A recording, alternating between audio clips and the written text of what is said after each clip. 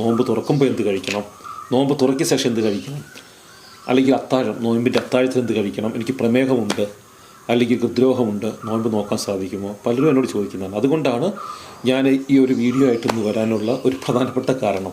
അപ്പം 14 മണിക്കൂർ നമ്മുടെ ദഹനേന്ദ്രിയ വ്യവസ്ഥ റെസ്റ്റ് എടുത്തുകൊണ്ടിരിക്കുകയാണ്. അപ്പോൾ വളരെ ഇമ്പോർട്ടൻ്റ് ആണ് ഫ്രൈഡ് ആയിട്ടുള്ള ഫുഡ്സോ ഷുഗറോ സ്വീറ്റ്സോ ഒറ്റയടിക്ക് നമ്മൾ അകത്താക്കാൻ പാടില്ല. നമസ്കാരം, ഞാൻ ഡോക്ടർ സൗമ്യ ഫ്രം തമിഴ്നാട്. ഇന്ന് നമ്മുടെ കൂടെ ഉള്ളത് ഡോക്ടർ പ്രവീൺ ജേക്കബാണ്. നമസ്കാരം ഡോക്ടർ. ഇന്ന് നമുക്ക് ചർച്ചയാക്കാൻ പോകുന്നത് നോമ്പ് തുറക്കുന്ന കാലത്ത് ഉത്തമമായിട്ടുള്ള ഒരു ആഹാരത്തെക്കുറിച്ചാണ്. നമുക്ക് ഡോക്ടറെ അടുത്ത് ചോദിക്കാം, നോമ്പ് കാലത്ത് ഉത്തമമായിട്ട് കഴിക്കുന്ന ഭക്ഷണ രീതികൾ ഏതാണ്? വളരെ നല്ലൊരു ക്വസ്റ്റ്യനാണ്. കാരണം എന്നോട് നൂറുകണക്കിന് രോഗികൾ ചോദിക്കുന്ന ഒരു ക്വസ്റ്റ്യനാണ്. നോമ്പ് തുറക്കുമ്പോൾ എന്ത് കഴിക്കണം, നോമ്പ് തുറക്കിയ ശേഷം എന്ത് കഴിക്കണം, അല്ലെങ്കിൽ അത്താഴം, നോയമ്പിൻ്റെ അത്താഴത്തിൽ എന്ത് കഴിക്കണം, എനിക്ക് പ്രമേഹമുണ്ട് അല്ലെങ്കിൽ ഹൃദ്രോഗമുണ്ട്, നോമ്പ് നോക്കാൻ സാധിക്കുമോ, പലരും എന്നോട് ചോദിക്കുന്നതാണ്. അതുകൊണ്ടാണ് ഞാൻ ഈ ഒരു വീഡിയോ ആയിട്ടൊന്ന് വരാനുള്ള ഒരു പ്രധാനപ്പെട്ട കാരണം. അപ്പോൾ വീഡിയോ കൂടെ എല്ലാവരുടെ സംശയങ്ങളും ദൂരീകരിക്കാൻ സഹായകരമാണ്. ഇപ്പോൾ ഇത് വളരെ ഇമ്പോർട്ടൻ്റ് ആണ്. ഈ നോയമ്പ് തുറക്കുന്ന സമയം ഏകദേശം 14 മണിക്കൂർ നമുക്കൊരു ഗ്യാപ്പ് ഉണ്ടല്ലോ. 14 മണിക്കൂർ ശേഷമാണല്ലോ എന്ത് ചെയ്യുന്നത്, ഈ നോയമ്പ് തുറക്കുന്നത്. അപ്പം 14 മണിക്കൂർ നമ്മുടെ ദഹനേന്ദ്രിയ വ്യവസ്ഥ റെസ്റ്റ് എടുത്തുകൊണ്ടിരിക്കുകയാണ്.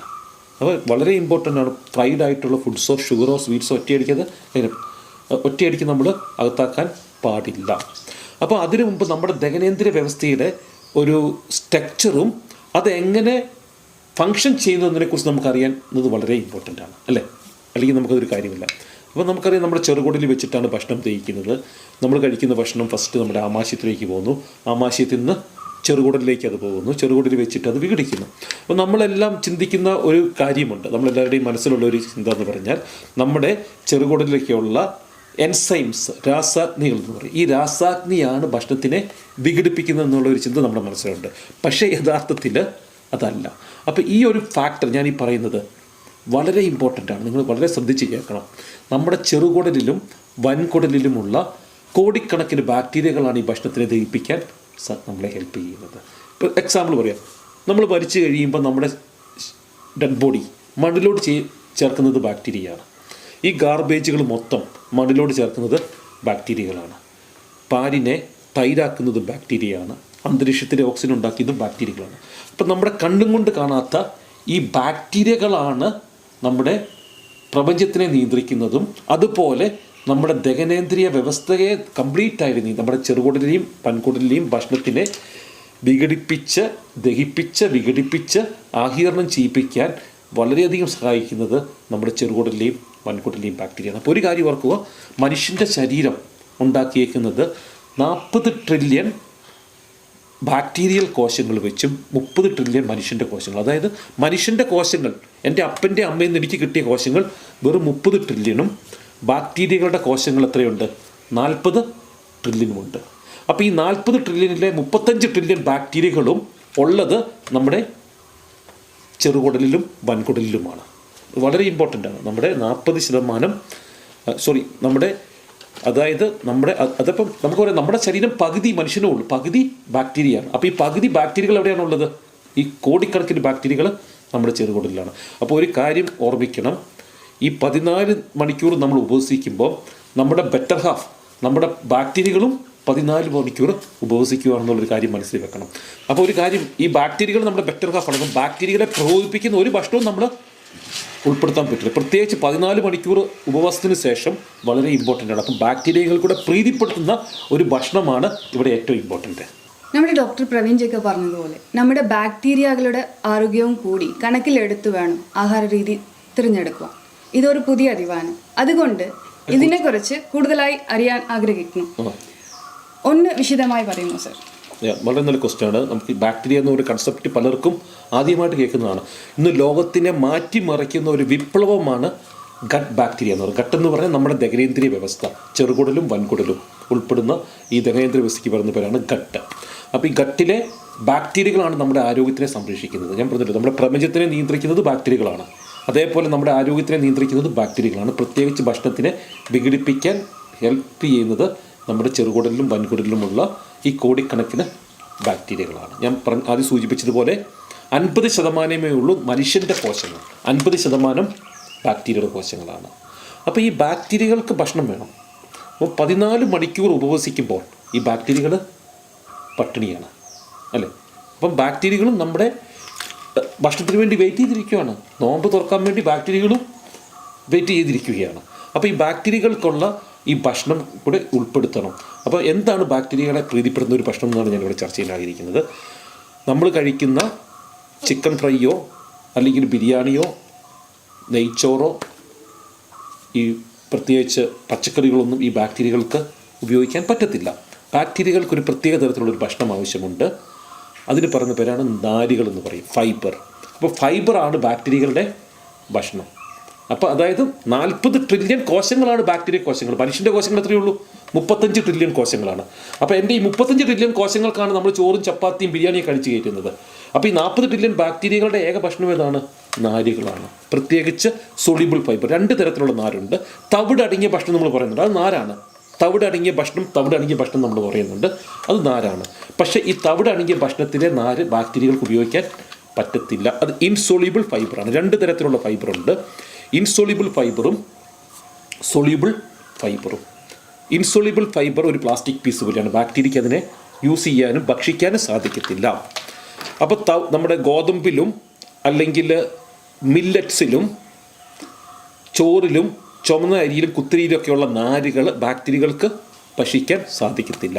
പക്ഷേ സൊളിബിൾ ഫൈബർ, അതായത് പ്രത്യേകിച്ച് വഴുവഴുപ്പുള്ള ഈ ഭക്ഷണങ്ങളിൽ കണ്ടെത്തുന്ന ഒരു ഫൈബറുണ്ട്. വെണ്ടയ്ക്ക് ഒരു വഴുവഴുപ്പുണ്ട്, പാഷൻ ഫ്രൂട്ടിനുള്ളിൽ ഒരു വഴുവഴുപ്പ് വരുന്നുണ്ടല്ലോ. അതുപോലെ തന്നെ നമ്മുടെ ഡ്രാഗൺ ഫ്രൂട്ട്, ലിച്ചി, റംബുട്ടാൻ, ഇതിലൊക്കെയുള്ള ആ ഫൈബറാണ് സൊളിബിൾ ഫൈബർ എന്ന് പറയുന്നത്. അപ്പോൾ സൊളിബിൾ ഫൈബർ ഏറ്റവും കൂടുതൽ കണ്ടെത്തിയ വേറൊരു വളരെ ചീപ്പായിട്ടുള്ളൊരു ഭക്ഷണമുണ്ട്, അതാണ് കസ്കസ്. സബ്ജ സീഡ്സ് എന്ന് ഞങ്ങൾ പറയും. വെള്ളത്തിലിട്ടാൽ അത് ഒരു വഴുവഴുപ്പോടെ അത് വികസിച്ച് വരും. ഇതാണ് ബാക്ടീരിയകളുടെ ഏറ്റവും പെട്ടെന്ന് ബാക്ടീരിയകളെ മൾട്ടിപ്ലൈ ചെയ്യാൻ സാധിക്കും. അപ്പോൾ ഓർക്കുക, 14 മണിക്കൂർ ബാക്ടീരിയകളും സ്റ്റാർവിംഗ് ആണ്. അപ്പോൾ ഈ ബാക്ടീരിയകൾ ഉണ്ടെങ്കിൽ മാത്രമേ ഭക്ഷണത്തിനെ ദഹിപ്പിക്കാൻ സാധിക്കത്തുള്ളൂ. അപ്പം വളരെ ഇമ്പോർട്ടൻ്റ് ആണ്. നോയമ്പ് തുറക്കുന്ന ഒരു ഭക്ഷണത്തിൽ ഏറ്റവും ഇമ്പോർട്ടൻ്റ്, നമുക്ക് സന്തോഷം തരുന്നതിനേക്കാളും ബാക്ടീരിയകൾക്ക് സന്തോഷം തരുന്ന ഒരു ഭക്ഷണമാണ് നമ്മൾ ഉൾപ്പെടുത്തുന്നത്. അപ്പോൾ കസ്കസും കൊണ്ട് നോയമ്പ് തുറക്കാൻ, ബാക്ടീരിയകളെ പ്രീതിപ്പെടുത്താൻ ഉത്തമമായിട്ടുള്ള ഒരു അമേസിങ് ഇൻക്രെഡിബിൾ ബ്രേക്ക്ഫാസ്റ്റ് റെസിപ്പി എൻ്റെ ഭക്ഷണത്തിൽ ഞാൻ സ്ഥിരമായിട്ട് ഉൾപ്പെടുത്തുന്നതാണ്. അപ്പോൾ എനിക്കറിയാം ഡോക്ടർ സൗമ്യ അതിൻ്റെ എക്സ്പേർട്ടാണ്, ഒരു കുക്കിംഗ് എക്സ്പേർട്ടാണ് ഡോക്ടർ സൗമ്യ. അതുകൊണ്ട് തമിഴ്നാട്ടുകാരിയാണ്. മലയാളം പറയാൻ കുറച്ച് ബുദ്ധിമുട്ടുണ്ടെങ്കിൽ പോലും ഈ പുള്ളിക്കാരുടെ എക്സ്പെർട്ടൈസ് നിങ്ങൾക്ക് പരിചയപ്പെടുത്താൻ വേണ്ടിയാണ് ഞാനിന്ന് ഇവരെ ഇൻവൈറ്റ് ചെയ്തേക്കുന്നത്. അപ്പോൾ ഡോക്ടർ സൗമ്യ നമുക്കൊരു മനോഹരമായിട്ട് നമ്മുടെ ബെറ്റർ ഹാഫ് ബാക്ടീരിയനെ പ്രീതിപ്പെടുത്തുന്ന, നോയമ്പ് തുറക്കാൻ ഉത്തമമായിട്ടുള്ള ബ്യൂട്ടിഫുൾ നോയമ്പ് തുറക്കാൻ സാധിക്കുന്ന ഒരു ബ്യൂട്ടിഫുൾ റെസിപ്പിയാണ് ഇവിടെ ഇന്ന് പരിചയപ്പെടുത്താൻ പോകുന്നത്. ആദ്യമായിട്ട് 1 കപ്പ് കട്ടി തേങ്ങാപ്പാൽ എടുക്കുക. അത് ബൗളിലേക്ക് ഒഴിച്ചിട്ട്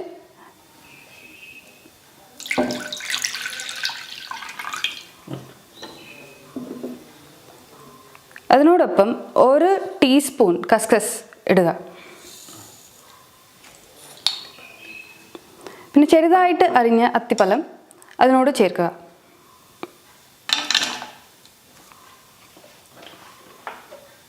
തേങ്ങാപ്പാലും അത്തിപ്പഴമും കസ്കസും കൂടി മിക്സ് ചെയ്തിട്ട് അരമണിക്കൂർ വെക്കുക. അരമണിക്കൂർ മിക്സ് ചെയ്ത ഇതിലേക്ക് എന്തെല്ലാം ചേർക്കാം എന്ന് നോക്കാം. ആദ്യമായിട്ട് 2 ടീസ്പൂൺ ഉഴുമാമ്പലം,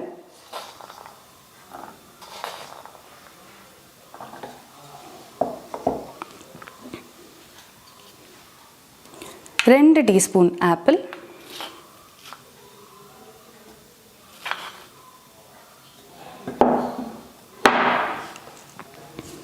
2 ടീസ്പൂൺ പഴം,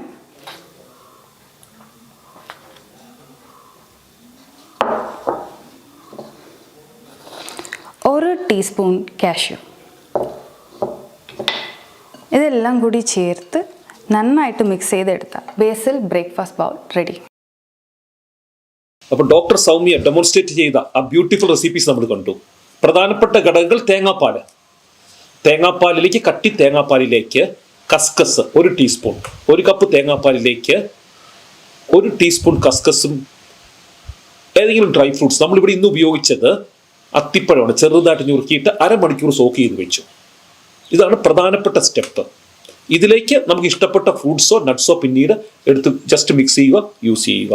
അത് ഏറ്റവും നല്ലപോലെ ബ്ലെൻഡ് ചെയ്യുന്നത് ഈ റെസിപ്പിയുമായിട്ട് ഏറ്റവും സൂട്ടബിൾ ആയിട്ടുള്ള ഫ്രൂട്ട്സ് എന്ന് പറയുന്നത് മിക്സ് ചെയ്യാനുള്ളത് പൊമഗ്രനേറ്റ്, ഉറുമാമ്പഴം, പഴം, ചെറുപഴം, മൂന്നാമത്തത് ആപ്പിൾ, ചെറുതായിട്ട് സ്ലൈസ് ചെയ്ത ആപ്പിൾ. ഇതാണ് ഇതിലേക്ക് മിക്സ് ചെയ്യേണ്ടത്. അപ്പോൾ ഇത്ര വളരെ സിമ്പിൾ റെസിപ്പിയാണ്. തേങ്ങാപ്പാലും കസ്കസും വെച്ച് 10 മിനിറ്റ് കൊണ്ട് ഉണ്ടാക്കാവുന്ന ഈ സിമ്പിൾ റെസിപ്പി വളരെ ഹെൽപ്ഫുള്ളാണ് ഗട്ട് ബാക്ടീരിയനെ റിപ്പയർ ചെയ്യാനും. അതുപോലെ 14 മണിക്കൂർ ഫാസ്റ്റിങ്ങിന് ശേഷം നമുക്കുണ്ടാകുന്ന അസിഡിറ്റി, പുളിച്ചു തേട്ടിൽ, ഇങ്ങനെ പലവിധ കോൺസിക്വൻസിനെയും നമുക്ക് കൺട്രോൾ ചെയ്യാൻ ഈ റെസിപ്പി വളരെ ഹെൽപ്ഫുള്ളാണ്. നമ്മുടെ റെഗുലറായിട്ടുള്ള അതുപോലെ തന്നെ നമ്മുടെ സാധാരണ ഒരു ജീവിതത്തിൽ നമുക്ക് ഇത് ഉൾപ്പെടുത്താൻ സാധിക്കും. ഇത് വളരെ രുചികരമാണ്. അതുകൊണ്ട് എനിക്ക് റിക്വസ്റ്റ് ഉണ്ട്, നിങ്ങൾക്ക് ട്രൈ ചെയ്ത് നോക്കാം. ഇതിൻ്റെ ടേസ്റ്റ് നല്ലതാണെങ്കിൽ ഒന്ന് കമൻറ്റിലേക്ക് ഞങ്ങൾക്ക് ഇഷ്ടപ്പെട്ടതൊന്ന് സൂചിപ്പിക്കുകയാണെങ്കിൽ എനിക്കതൊരു മോട്ടിവേഷൻ ആയിരിക്കും. Doctor Soumya, thank you for this beautiful recipe. എനിക്കൊന്ന് ടേസ്റ്റ് ചെയ്യണമെന്ന് ആഗ്രഹമുണ്ട്. ജസ്റ്റ് ഒന്ന് ഞാൻ ടേസ്റ്റ് ചെയ്ത് നോക്കട്ടെ. Thank you.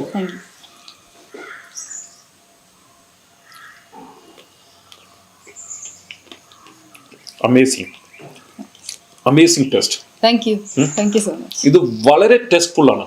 നമ്മുടെ പുട്ടും പഴത്തിനേക്കാളും അല്ലെങ്കിൽ നമ്മൾ വീട്ടിലുണ്ടാക്കുന്ന സാധാരണ ഒരു ബ്രേക്ക്ഫാസ്റ്റിനേക്കാളും വളരെ രുചികരമാണ്. ഇത് വളരെ ഹെൽപ്ഫുള്ളാണ്. ഈവൻ ഒരു 5 വയസ്സുള്ള കുട്ടി പോലും ഇത് ഇഷ്ടപ്പെടും എന്നുള്ളതാണ് ഇതിൻ്റെ പ്രത്യേകത. അതിനൊപ്പം തന്നെ ബെറ്റർ ഹാഫ്, നമ്മുടെ പകുതി നമ്മുടെ വയറ്റിലാണ് കിടക്കുന്നത്. അവരെ പ്രീതിപ്പെടുത്താൻ പറ്റിയ ഏറ്റവും നല്ലൊരു ബ്രേക്ക്ഫാസ്റ്റാണ്. നോയമ്പ് തുറയ്ക്ക് ഇതിലും ബെറ്റർ ആയിട്ടുള്ള ഒരു റെസിപ്പി വേറെ ഒന്നുമില്ല. Thank you doctor Soumya. എൻ്റെ വീഡിയോ കാണുന്ന ഈ ഓരോ പ്രേക്ഷകരും ഈ റെസിപ്പി ഒന്ന് വീട്ടിൽ ട്രൈ ചെയ്ത് നോക്കണം ഞാൻ വിനീതമായിട്ട് അഭ്യർത്ഥിക്കുന്നു. കാരണം ഇത് വളരെ രുചികരമാണ്, വളരെ ഹെൽത്തിയാണ്. ഡയബറ്റിക് പേഷ്യൻറ്റിനും ഹാർട്ട് പേഷ്യൻറ്റിനും ബ്ലഡ് പ്രഷറുള്ള പേഷ്യൻസിനും അതുപോലെ കോൺസ്റ്റിപ്പേഷൻ ഉള്ളവർക്കൊക്കെ ഇത് യൂസ് ചെയ്യാം. കാരണം ഇത് നാരുകളാൽ സമൃദ്ധമായിട്ടുള്ള ഒരു വളരെ ടേസ്റ്റി ആയിട്ടുള്ള ഹെൽപ്ഫുൾ റെസിപ്പിയാണ്. അത് കോക്കനട്ട് മിൽക്കിലാണ് ഉണ്ടാക്കിയിരിക്കുന്നത്. അതുകൊണ്ട് ലാക്ടോസ് ഇൻടോളറൻസ് ഉള്ളവർക്ക് പോലും ഇത് ഉപയോഗിക്കാം. അത് പരിചയപ്പെടുത്തിയ ഡോക്ടർ സൗമ്യയ്ക്ക് ഒരിക്കൽ കൂടി നന്ദി രേഖപ്പെടുത്തുന്നു. ആരോഗ്യകരമായ ഭക്ഷണരീതിയും നോമ്പും എന്ന ഒരു സീരീസ് ഓഫ് ടോക്കാണ് ഞാൻ ഇവിടെ നടത്താൻ ആഗ്രഹിക്കുന്നത്. കാരണം ഭക്ഷണരീതിയെക്കുറിച്ച് പറഞ്ഞാൽ ഒരു എപ്പിസോഡോ 10 എപ്പിസോഡോ കൊണ്ടോ ഒരു കാര്യം ആർക്കും മനസ്സിലാക്കാൻ സാധിക്കത്തില്ല. കാരണം ഈ ഫുഡിൻ്റെ സയൻസ് അത്ര കോംപ്ലിക്കേറ്റഡ് ആണ്, സങ്കീർണം നിറഞ്ഞതാണ്. അതുകൊണ്ട് ഒരു 10 സീരീസ് ഓഫ് ടോക്കാണ് നോയമ്പും ഭക്ഷണരീതിയും എന്ന ഈ ഒരു ടോപ്പിനെക്കുറിച്ച് ഞാൻ നടത്താൻ ആഗ്രഹിക്കുന്നത്. അപ്പോൾ ഓരോ എപ്പിസോഡ് മറക്കാതെ കാണണം, എങ്കിൽ മാത്രമേ അതിന് തുടർച്ച കിട്ടത്തുള്ളൂ, അതിൻ്റെ പ്രയോജനം നിങ്ങൾക്ക് ലഭിക്കുകയും ചെയ്യത്തുള്ളൂ. അപ്പം എപ്പിസോഡ് 1 ഞാൻ ചർച്ച ചെയ്യുന്നത് പ്രമേഹ രോഗികൾക്ക് നോയമ്പ് നോക്കാൻ സാധിക്കുമെന്നുള്ള ഒരു ടോപ്പിക്കാണ്. അതേപോലെ 2, 3 ചില റെസിപ്പികളും ഏതൊക്കെ ഭക്ഷണരീതികളും ഉൾപ്പെടുത്താൻ പറ്റുന്നത്, ഫാറ്റ് എന്തുകൊണ്ട് ഉൾപ്പെടുന്നുള്ള ഒരു തുടർച്ചയായ സീരീസാണ് ഞാൻ പ്ലാൻ ചെയ്യുന്നത്. അതുകൊണ്ട് എല്ലാ എപ്പിസോഡും മറക്കാതെ കാണുക. ഈ എപ്പിസോഡിൻ്റെ ടൈറ്റിൽ നോയമ്പും ആരോഗ്യകരമായ ഭക്ഷണരീതിയും എന്ന ഒരു ടൈറ്റിലായിരിക്കും ഞാനിത് ചെയ്യുന്നത്. അപ്പോൾ എപ്പിസോഡ് 1, 2, 3, 4, 5 അത് തുടർച്ചയായിട്ട് കാണുമ്പോൾ മാത്രമേ അതിൻ്റെ പ്രയോജനം നിങ്ങൾക്ക് ലഭിക്കത്തുള്ളൂ. അതുപോലെ നിങ്ങൾക്ക് എല്ലാവർക്കും ആരോഗ്യകരമായ ഒരു നോയമ്പ് കാലം എല്ലാവർക്കും ഞാൻ നേർന്നുകൊണ്ട് ഞാൻ നിർത്തുന്നു. Thank you very much.